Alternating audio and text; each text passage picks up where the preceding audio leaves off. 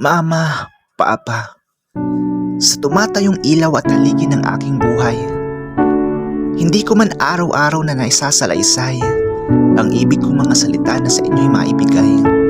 Ngunit sa araw na ito, damhin ninyo itong aking alay. Una sa lahat, paumanhin sa aking mga kalokohan, sa aking pagmamalabis at hindi pagsunod sa iyong kautusan. Patawad sa mga oras na ang gawain sa bahay ay aking napapabayaan at sa mga panahon na hindi kita pinapakinggan. Ngunit salamat sa muli mong pagyakap.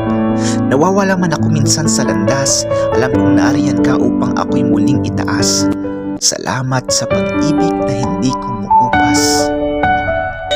Simula nang ako'y isilang, binitbit ninyo ang hirap ng walang pag-aalinlangan. Itinaguyod ng inyong mga katawan ang aming pangangailangan. Hindi kayo sumuko kahit sakit na ang nararamdaman. Sa ating mga tatay, isang pagpupugay sa pagsisilbing kaagapay. Binuhat mo kami ng iyong lakas na hindi tumatamlay. Itinayo mo kami upang maging mahusay. Sa ating mga nanay, ang nagsilbing tanglaw sa madilim kong kapaligiran, ako'y iyong inaakay patungo sa matuwid na pakikipagsapalaran. Salamat sa hindi pang iiwan. Salamat sa pagmamahal na walang katapusan. Kayo ang totoong tao na nangangako ng pag-ibig na walang iwanan. Mga taong hihintayin ka kahit gaano pa katagal na sila'y hindi mapuntahan.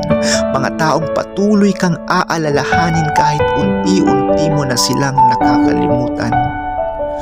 Mga taong hinding-hindi ka ipagpapalit hanggang kamatayan. Maaaring kulang ang salitang salamat. Maaaring hindi kayang pantayan ng tulang ito ang nagawa ninyo sa aming pagmulat. Ngunit hayaan ninyo kaming ihayag ang inyong mga nagawa sa lahat at ibida ang pagiging dakila ninyo na maigalang. Purihin ang Panginoon sa mga buhay na araw-araw ninyong iniaalay. Isa kayong bayani na nananatiling nakatindig kahit puno na ng latay.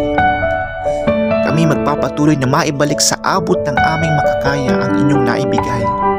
Hindi man naman ito kayang pantayan, ngunit gagawin namin ang aming parte upang kayo'y maparangalan sa pag-ibig ninyong taglay.